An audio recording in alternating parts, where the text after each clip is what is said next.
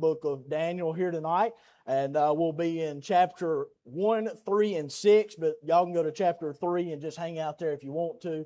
And I just want to bring a few things out as what the Lord has laid on my heart. We've got the season of going back to school, and I know today there was the FCA thing there at Myrtle from 2 to 4. There's one at Ingomar tonight. I'm sure they're having them all over the place right now, and folks going into the schoolhouse and praying, and that's a wonderful thing.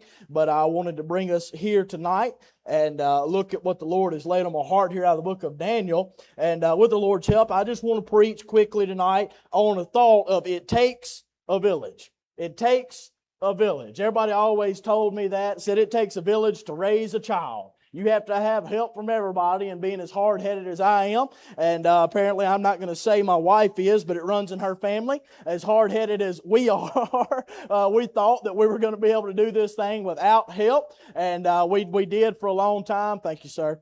We did that for a while, and it made things real hard, and all of a sudden when you start letting somebody else hold your kid at church, or you let the grandparents help a good bit, it makes things a lot easier. And you need that help, because it does take a village tonight to raise a kid. But I want you to realize tonight, not only does it take a village to raise a child, as far as getting them from the stage of an infant up into adulthood, not only does it take a village to raise kids through the years like that, and chronologically speaking, but it takes a village to raise kids right. It takes a village to raise kids up in the admonition of the Lord. It takes a village tonight to train kids in the way that the Lord would have them to go. And I look here in Daniel chapter number 3. This is not a new text by any means. There's nothing new under the sun.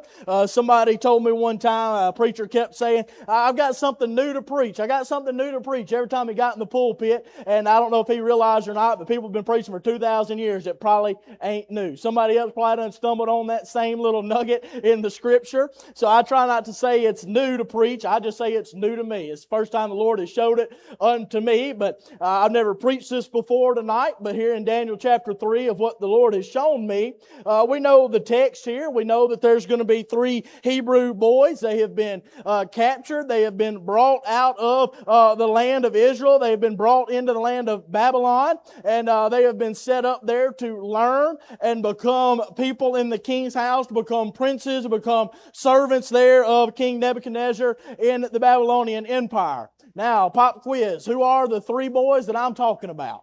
Anybody know them? Shadrach, Meshach, and Abednego. Now let's go a little bit further than that. Does anybody know their Hebrew names? I can't say them hardly either, but I do know this.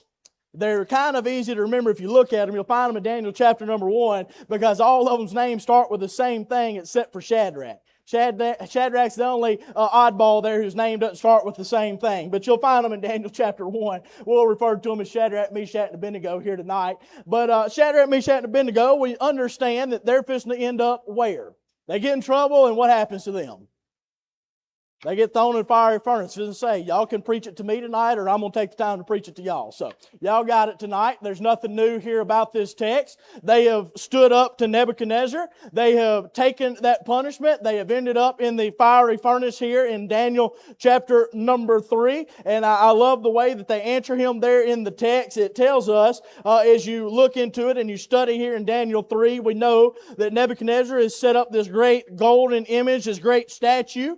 Tells everybody, when you hear the music begin to play, it's like musical chairs, but instead of sitting down, you're going to bow down. You hear the music begin to play, you're going to bow down, and you're going to begin to worship this golden image that you have got here. You're going to look at what I made, and you're going to worship that. If you don't worship that, you're going to end up in a fiery furnace. And we know Shadrach, Meshach, and Abednego, when they hear the music begin to play, they look all the way around them, and everybody is dropping down, and they are bowing down and worshiping this golden image, this false god that Nebuchadnezzar has made. But Shadrach, Meshach, and Abednego, they're looking at each other, and they're looking around, and they're thinking to themselves, we're the only 3 that are still standing.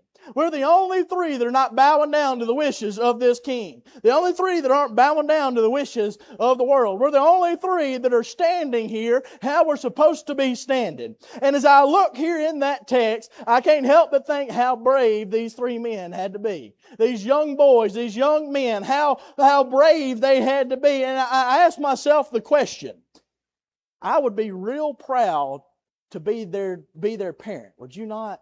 Would you not be super proud if you knew that your kid was standing up in the face of something like that in order to obey God?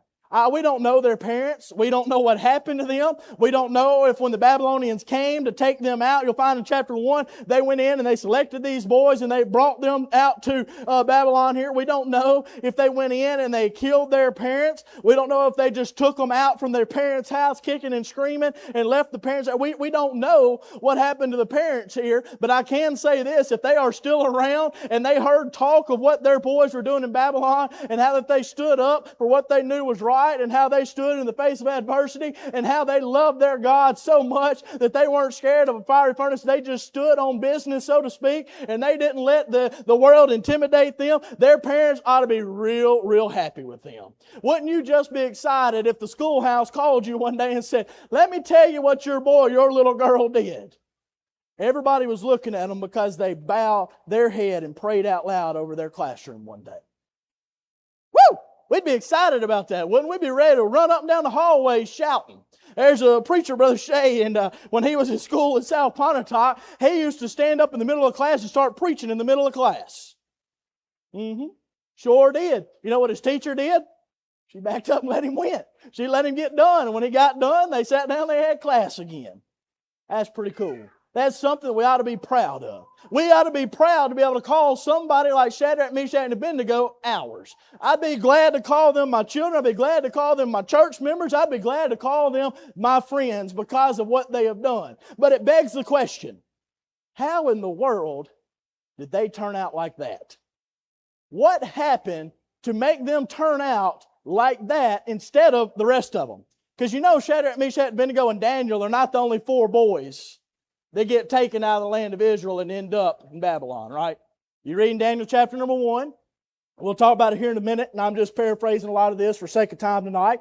But you remember there's all these boys that have been brought in, and they begin to feed them with meat from the king's table. And Daniel purposes in his heart that he's not going to eat that meat. Shadrach, Meshach, and Abednego, they jump on board with Daniel, and it's those 4, the only 4 that we know of, that did not eat of the king's meat. Instead, they ate pulse and water. That's what they did. But remember what Daniel said?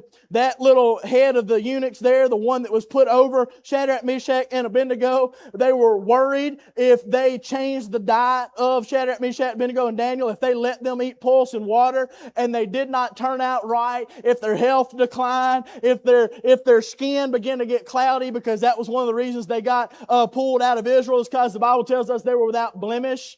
These kids, they had nice, smooth skin. Everything was good. They are the cream of the crop, so to speak. But if something were to happen and something would have changed their physical appearance, they would have lost weight or they would have not had as much energy because of that diet. He was scared for his health.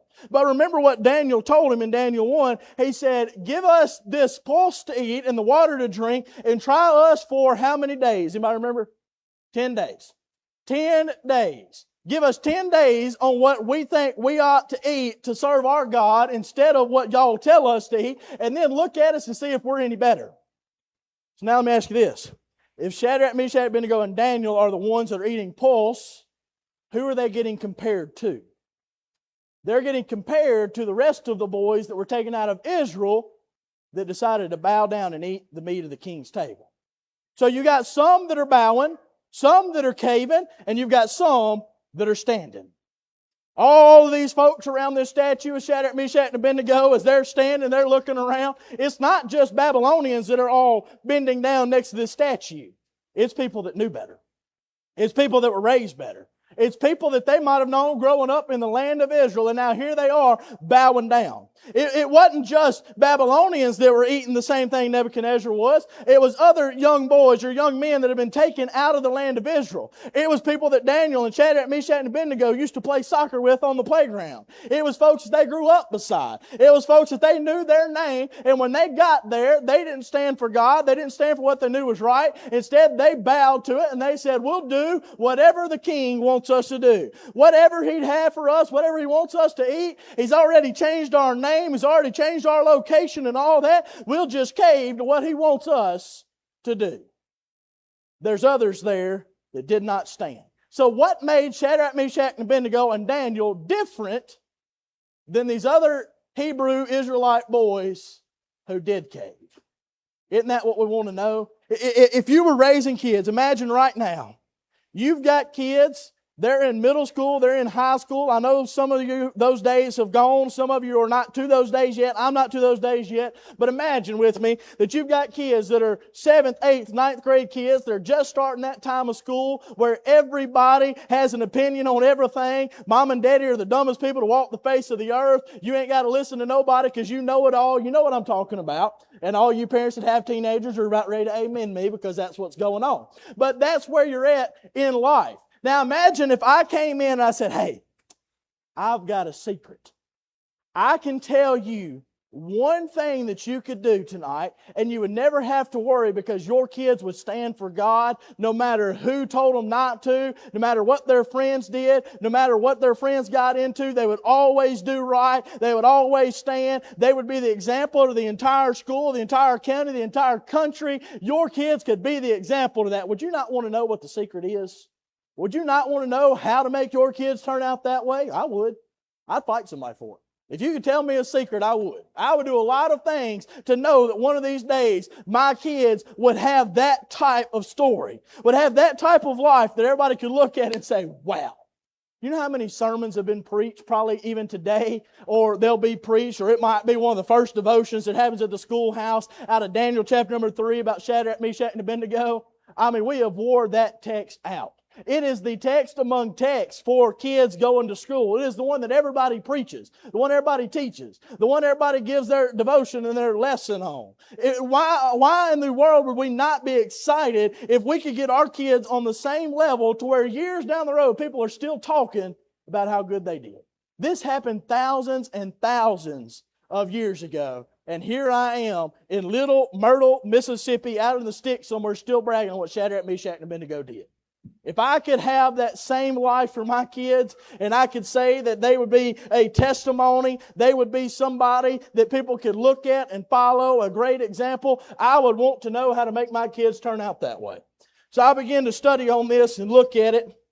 And I don't have a great, outline or some perfect little secret, but I do want to point some things out that we can see in the text tonight that I believe played a part in how these kids turned out the way they did. Daniel chapter number 1, let me read you a couple verses here. Daniel chapter number 1, I want you to see the parents of Shadrach, Meshach, and Abednego played a part in them turning out like they did. I said it takes a village. The parents played a part in Shadrach, Meshach, and Abednego being able to stand and be in the position that they were in. You'll find in verse number 3, it says, and the king spake unto Ashpenaz, the master of his eunuchs, that he should bring certain of the children of Israel, and of the king's seed, and of the princes, children in whom was no blemish, but well favored, skillful in all wisdom, and cunning in knowledge, and understanding science, and such as had ability in them to stand in the king's palace, and whom they might teach the learning and the tongue of the Chaldeans. Now, these Chaldeans or Chaldeans, however you'd like to say that, these are very smart individuals. These are very studied individuals here. They want somebody that can keep up with them. So what in the world, how did the parents have anything to do with these boys turning out like that? Well, they had no blemish, but they were well favored. But I find it says here in the text, they're skillful in all wisdom. What does that mean? It means they were smart. It means they were smart. Not only were they smart, they were cunning in knowledge, that understanding of science. I can look at these kids and I can tell, let me just ask you this, how many people, when they were growing up, just woke up one day and knew how to do algebra? Nobody. We learned how to do algebra because somebody taught us how to do algebra. Who woke up one day and said, I understand science? Who woke up one day and said, I have wisdom? None of us. Somebody took the time to teach us that. Somebody back home in Israel took the time to invest in their children, to work with their children, to train their children, to teach their children, to make sure their children were loved, and had every single possible chance to have a great life ahead of them. Their parents invested in them. We live in a day to where people see their kids as such an inconvenience. I know so many people that have told me to my face that they cannot wait to be empty nesters because they're tired of their kids. Woo! That's awful, ain't it? That's awful. We have so many people now that take their kids to the house, throw them in their bedroom, throw them an iPad and say, you take care of you, and I'm going to go do this over here. They don't invest in them anymore. They don't work with them anymore. They don't try to teach them. They don't try to love on them. They don't try to sit there and teach them how to count to 3 and teach them what their colors are and stuff like that, because their kids are such an inconvenience to them now. These kids, Shadrach, Meshach, and Abednego, the reason they turned out like they did and they were smart and they were cunning and they understood science and all that stuff is because somebody behind the scenes cared enough for them and enough for their future to put their selfishness aside and give them all the time and all the care and all the attention that they needed. Their parents played a part in this. You can see it. You can see it, and I'm sure our school teachers tonight, they could sit there and tell which children had somebody at home to help them and to work with them before they got to the schoolhouse. It's very obvious, is it not, Miss Sheena? You can tell whose parents had something to do with them.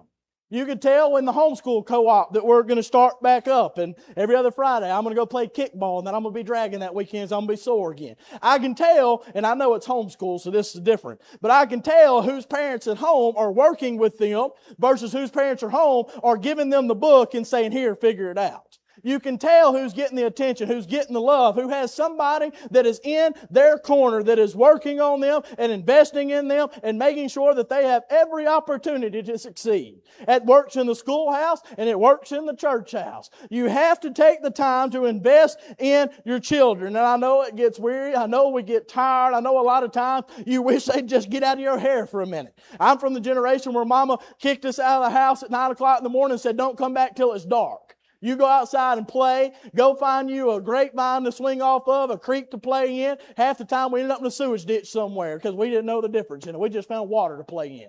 We didn't know no different, and y'all all give me all these ugly looks. You've been in them too, you just didn't know it. But anyways, we had something that we played in. We had something that we did. We caught turtles and frogs and everything under the sun. We've climbed every tree in the county. The Tweety birds are just now recovering because we done shot every one of them with BB guns. We have been all over the place around there because we went outside and we played. But when we got back, guess what? Mama loved on us and Daddy loved on us and worked with us all the time and tried to do everything they could to make sure that we knew we were loved and we knew somebody was in our corner and they were going to help us to succeed and they were going to push us forward.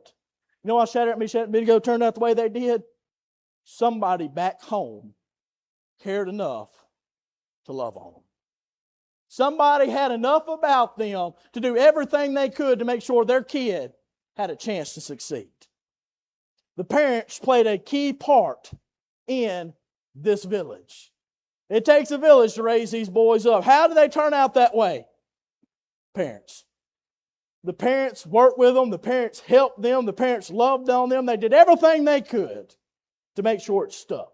When they got to Babylon, the very first thing they did in Babylon was said, everything you know about Israel, everything you know about that nation, forget it all. You got a different name. We're going to teach you a different language. We're going to teach you a different religion. You forget all of that stuff. But the parents had put it in their children so much and instilled it into them, it was stuck in their mind and they couldn't get out of it if they wanted to. Because they stood against it. They stood against it. Parents play a key part in this village. I want you to know something else.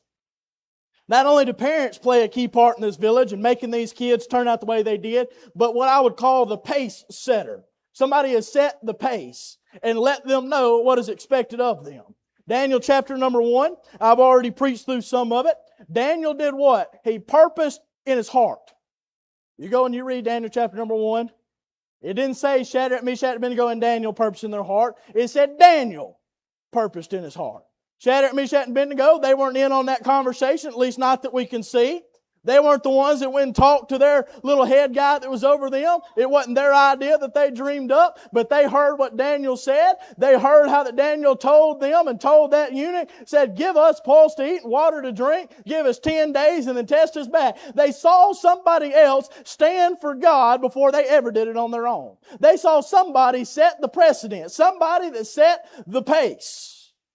When you're running cross country, I know a lot about that. Can't y'all tell? I know so much about running cross country. I don't know nothing about cross country. We have some experts in the building, so y'all tell me if I'm wrong. This is your one chance to freely tell me that I'm wrong. When you're running a cross country race, is there not a four-wheeler or something in front of you setting pace? Is it still that way? Am I right? Say it real loud. I want to hear it. I'm kidding. I'm messing with you. I'm messing with you. Thank you, Miss Allen, for being such a good sport. But anyways, they have somebody in front there at that pace setter, that four-wheeler, that ranger, that something. Somebody is there to set the pace for the runners and to direct them in the way they're supposed to go. They keep them from going off the track somewhere, keep them from taking a wrong turn. They're going fast enough to where you can see them in front of you, but they're supposed to be going fast enough where you can't quite catch on to them because they're leading the way. Daniel here has become the pace setter, the pace car, so to speak, for Shadrach, Meshach, and Abednego. He stood up before everybody else did, before it was popular, when he was the only one. All these boys are shaking in their boots because they've been snatched out of their beds back home and carried to Babylon. They're scared to death what their future holds. But Daniel stands up, purposes in his heart, and says, whether I got to do it by myself or somebody goes with me, I'm going to serve God and I'm not going to defile myself with the king's meat. I'm not going to fall to the world. He set the pace. It was him. He was the one that purposed in his heart. It was not Shadrach, Meshach, and Abednego. It was Daniel. But when Shadrach, Meshach, and Abednego saw what Daniel did and realized they're in the group with Daniel, they said, hey, us too. Us too. We're going to do it too. You go back and study and you look at it. He says, give us 10 days. Let it prove it there. Let's see here. Verse number 12. Daniel 1:12 says this. Prove thy servants with an S. It wasn't just Daniel eating pulse and drinking water. It was Daniel, Shadrach, Meshach, and Abednego, but it was Daniel's idea. What happened, Brother Easton?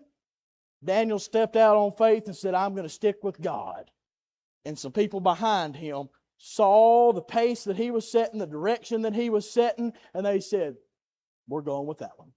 We're going with that one right there. He set the precedent. Before anybody else ever stood up for God, Daniel did it first. And then when Daniel chapter 3 rolls around and it becomes their turn to be the pace setter, it doesn't say it in the Bible, but it says it in my mind as I imagine it, so y'all just bear with me. I believe when they heard that music play and they saw that golden image, the Shadrach, Meshach, and Abednego looked at each other and said, what would Daniel do? What would Daniel do? That's the book of Easton, chapter number 3. I don't know where we're at in that thing right now. I'd give you verse, but I don't know it very well. What would Daniel do? Well, if he wouldn't eat the king's meat, I guarantee you that he wouldn't bow to the king's image. I guarantee you, if he was here and we could follow his example, he would stand. So let's stand too. Somebody has to set the pace. Somebody has to set the example and the precedent for everybody else to follow. I've often heard it asked before, where was Daniel during this time? Why was Daniel not there in Daniel chapter number 3? I mean, the book's about him anyways. Why is he not there in Daniel chapter number 3?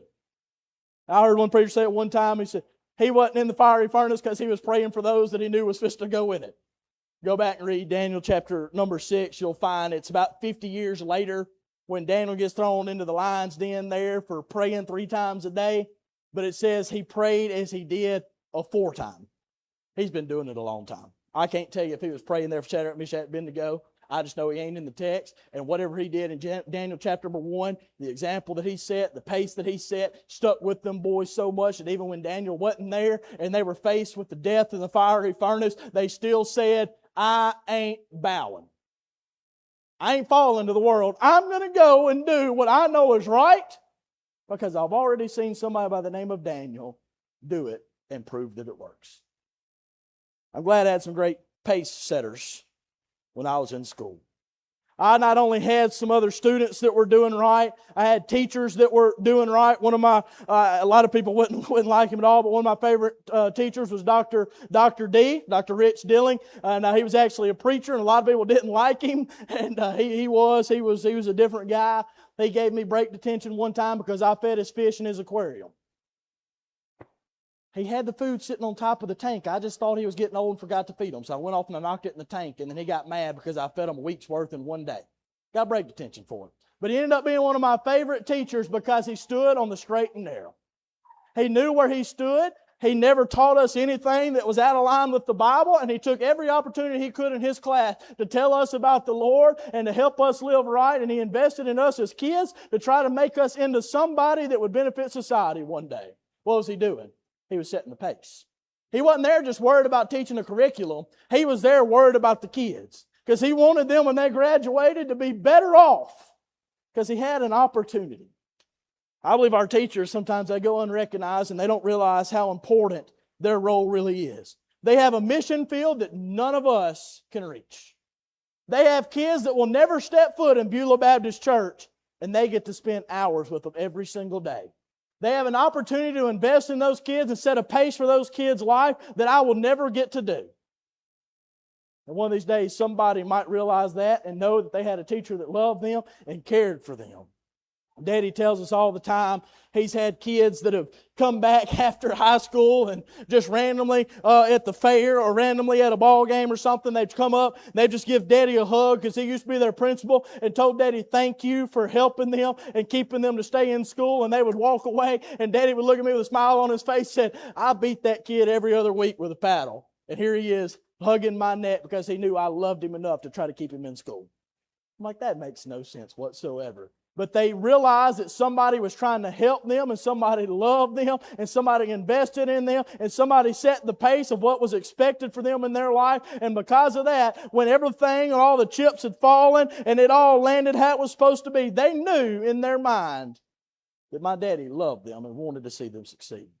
They knew that he only did it because he wanted the best for them. He set the pace for them. We have teachers that set the pace. We have kids that set the pace for those around them. There's a lot of Daniels in the school system, whether they realize it or not. There's a Shadrach and Meshach and Abednego that are watching what they do and watching the example that is set so that when their time comes and they get tested and they're told to bow to the world, instead they can look right in the face of the king and say, nope, we're not careful how to answer you. That's what they say here in a minute. We're not careful how we answer this. We're going to stick with God. Because we've already watched Daniel stick with God. We saw how it turned out for Daniel. And that's what we're going to do as well. Because he has set the pace. He's given us the example to follow. Verse number 16, Daniel 3:16. That's where I was talking about there.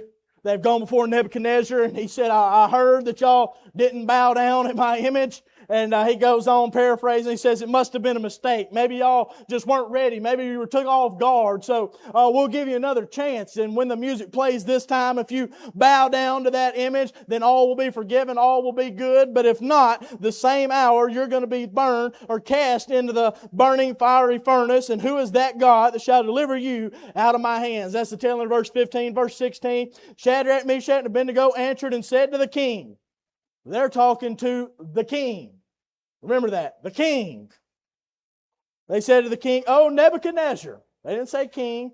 "O King Nebuchadnezzar." They said, "Nebuchadnezzar, we are not careful to answer thee in this matter." You know what that means? That means we ain't worried about what you think. We ain't worried about trying to be proper. We're not worried about the circumstances or the consequences. We're not trying to tiptoe around this. We're not careful to answer you. If it be so, verse 17, our God whom we serve, not your golden image, but our God whom we serve, is able to deliver us from the burning fiery furnace, and He will deliver us out of thine hand, O King. We're not careful how to answer. Nebuchadnezzar, we don't care that you told everybody else to bow down. We don't care what might be in store for us because somebody, our parents, the one who has set the pace, they have invested in us, they have trained us, they have led us, they have worked with us, they have set the example, they've instilled that in us so very much so that we're not worried about what the world might do to us. We're not worried about those consequences because we know above all we better stick with God and what we were taught how to do. We're not careful. We're not careful, Nebuchadnezzar. We ain't worried about you. We're not worried about your kingdom. We're going to serve God. We're going to serve God.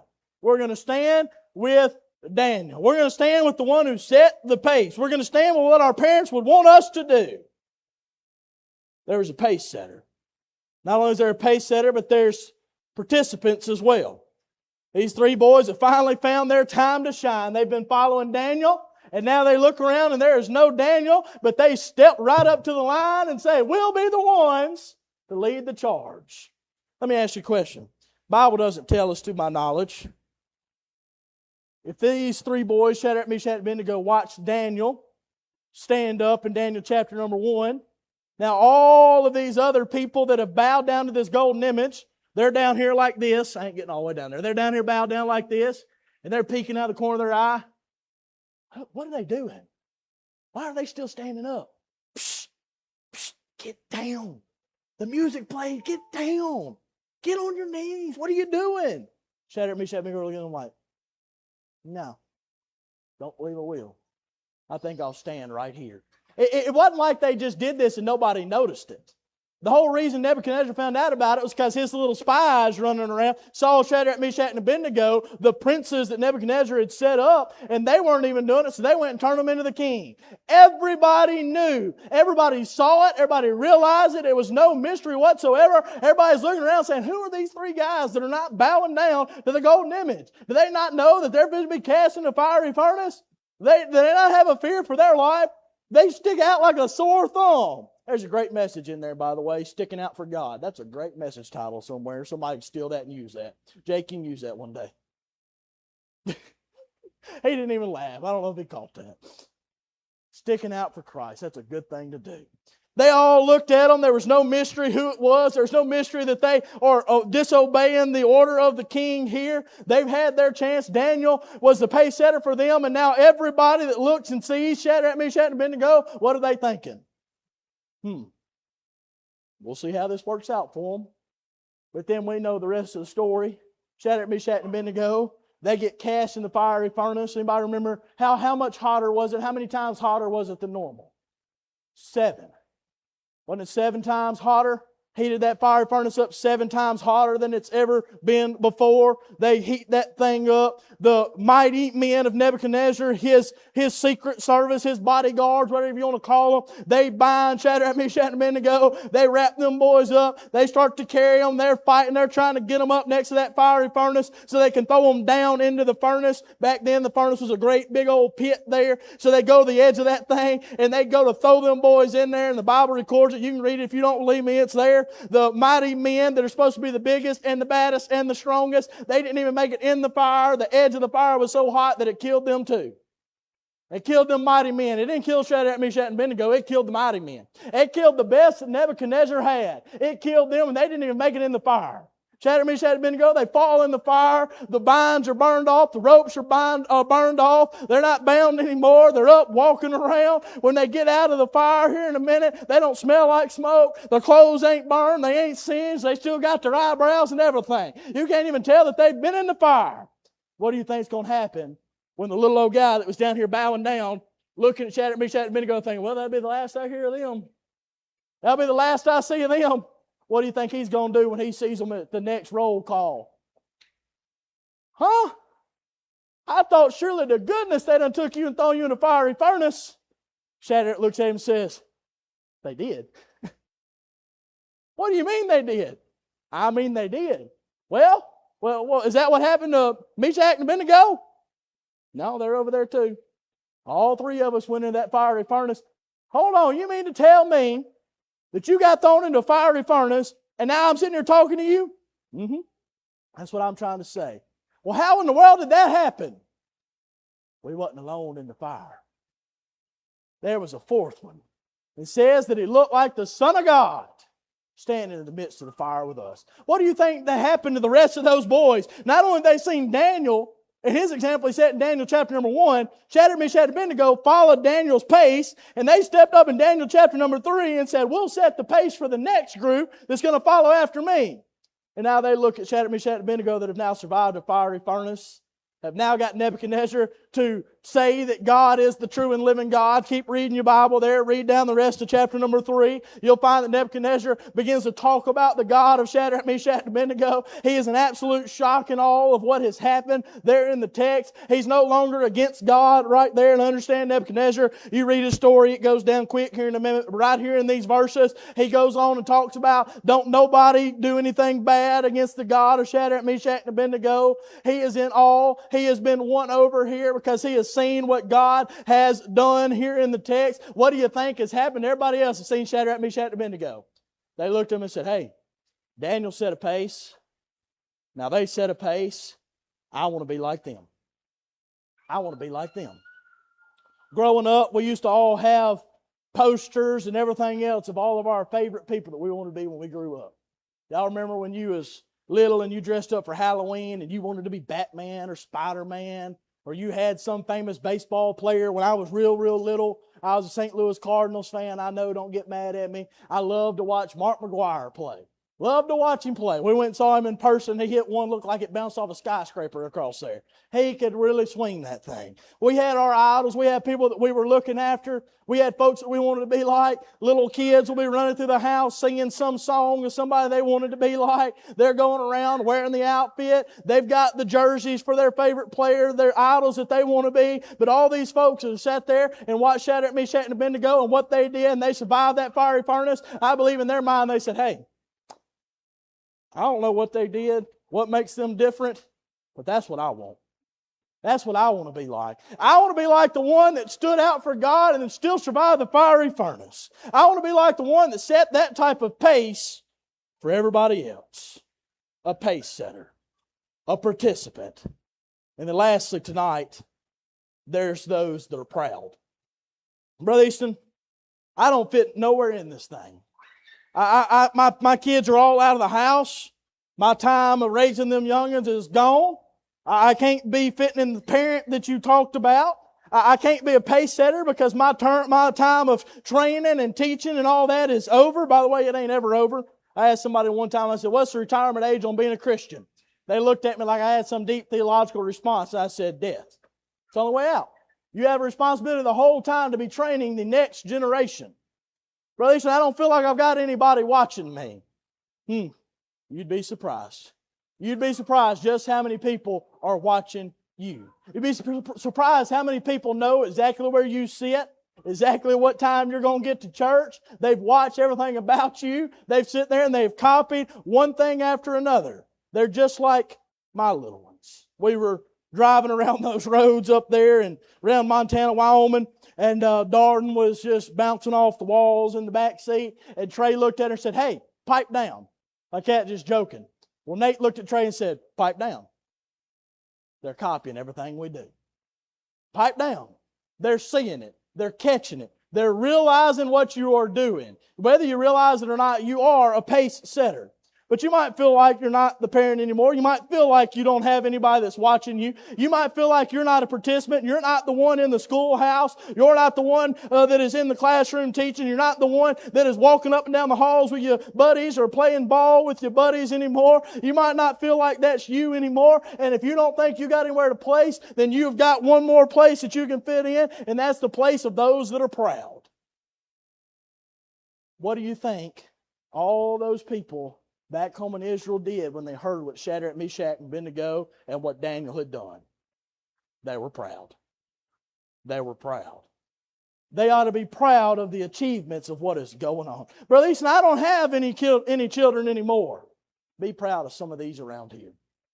When was the last time that you just went up to somebody and you just bragged on them? You just went up to them. I was telling Sue earlier today, I said, I don't know who it was. I don't know if it was Sadie or if it was Leighton, who it was, but one of them girls sounded real good in the choir this morning. When was the last time we just went up to somebody and said, I just want you to know that I'm proud of you. You're doing so good. They ain't got to be your kids. They can be somebody else's kids. When was the last time as a parent you had somebody come up to you and just said, hey, I don't know what you did, but you raised that one pretty good. I bet you that's a pretty good feeling when somebody does that to you as a parent. We've had people where I don't know why, but Chick-fil-A does it all the time. We were at Chick-fil-A one time, and we were sitting there, and they just come up to us, and they just looked at Darden and Nate, and I don't know if we had drugged them that day or what, but they were being good. They weren't bouncing off the walls. I'm kidding. We don't drug our kids. I didn't know if y'all was going to catch that or not. But sometimes we want to, but we don't. But anyways, we're at Chick-fil-A. They are being little angel babies. And the waiter comes up, and he just gives us a Chick-fil-A board game and says, I just noticed how good these kids were, and I just wanted to give them this. I'm like, that's got to be the daddy's genetics. I don't know what's going on there. I'm just kidding. But no, I don't know. But for some reason, somebody saw the behavior of our kids, and they just wanted to brag on them, and them bragging on them, you know what it made me want to do? It made me want to go and buy them everything under the sun and let them know just how proud I was of them for doing good. Our kids get so much attention from us, but a lot of times we only give them the attention when they've done something wrong. We used to always mess with Daddy all the time. Especially when I was working for him at the school. I've told y'all my little weed eater story before. I could weed eat around all 58 buildings. I don't know how many they are, but it felt like a lot of them. I could weed eat around every building there, and I could miss one little 10-foot stretch, and you better go ahead and believe it. Which one is he going to see? The 10-foot that I missed. And I told him one day, he was fussing about it. I said, Daddy, you ain't even said I did good on any of the rest of these buildings. All you want to do is fuss about the last 10 feet. Sometimes it's so much easier to fuss about what they've done wrong instead of bragging on what they've done good. How many times has a kid been sent home from school, or you get a phone call from the school about what they did bad, and you chew them up one side and down the other side? You're all mad at them. But then that was just one day. They went to school another 200 and something days that you didn't get that phone call. Did you ever tell them how good they did on those days? I'm just asking.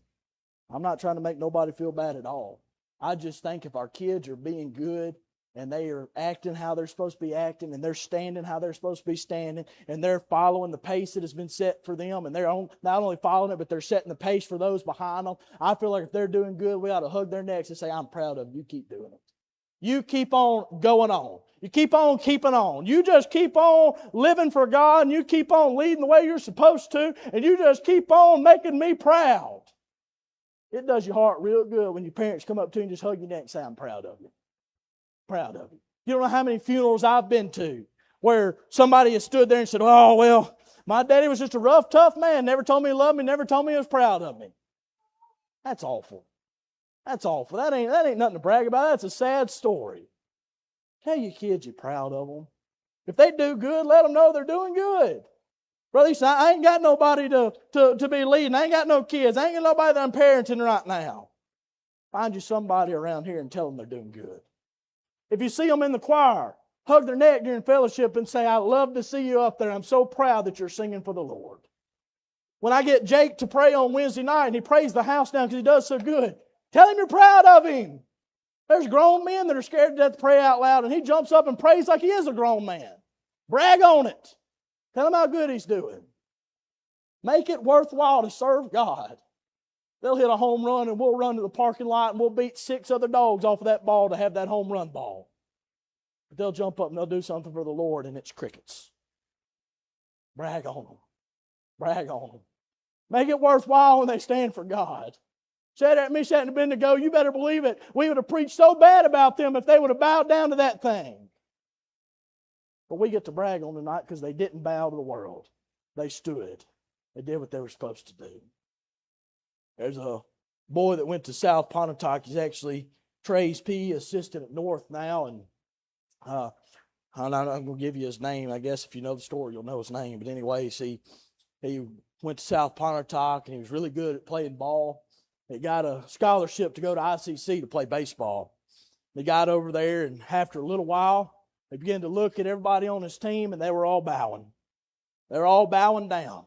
They were all chasing girls. They were all drinking. They were all cussing. They were all just doing their own thing. It felt like he was the only one on the whole ball team that was doing anything for God, that was trying to live right. He's having to miss church for practices and everything else under the sun.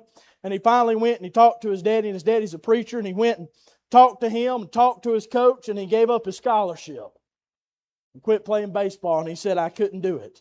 I couldn't be the only one there that still wanted to serve God. He said, they're all bowing, I'm going to stand.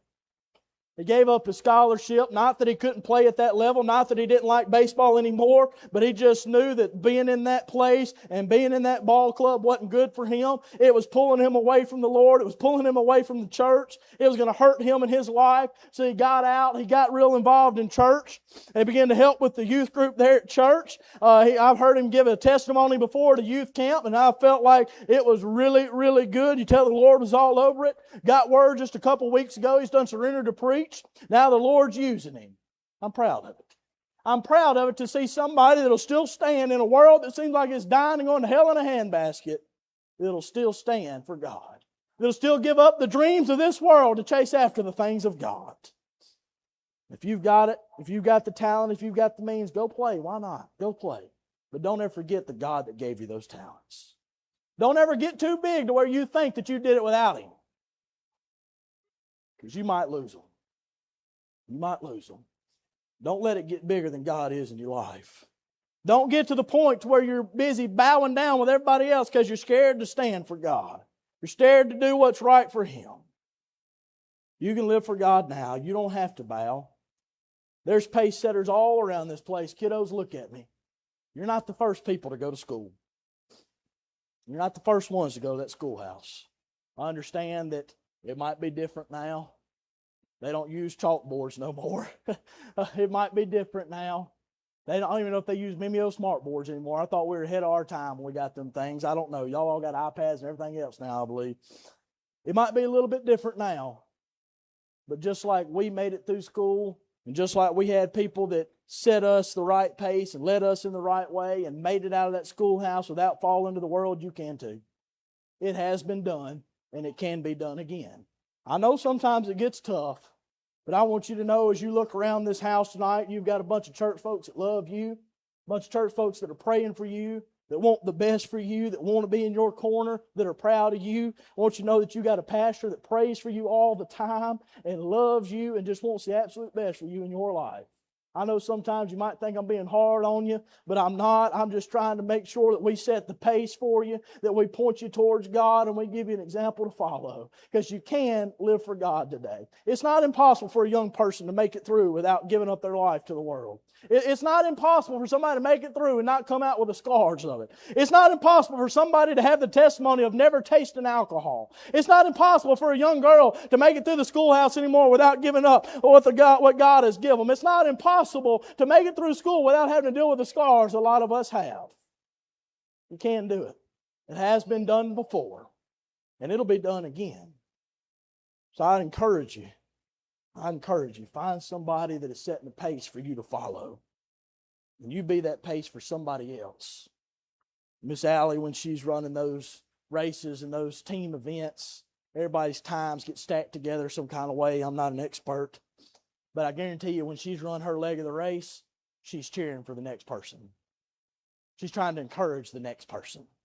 She's trying to make sure that they keep pace, that they keep running. When they've got that one that's running their section of the race and there's an enemy and an opponent, another player from another team or another runner that's right behind them is catching them, they're hollering and saying, keep going, they're right behind you, keep on running, keep on going. They're pushing them to keep on going until they finish it out. Find you somebody that you can yoke up with, that you can lock arms with. Find you a Meshach and Abednego for your Shadrach. Somebody that you can get a hold of, that y'all can go and y'all can serve God together. It's a whole lot easier to stand for Him when you ain't standing by yourself. Find you somebody that's doing it, has already led the way, and follow in those footpaths. It can be done tonight. Brother Josh, would you come play tonight? Let's all stand.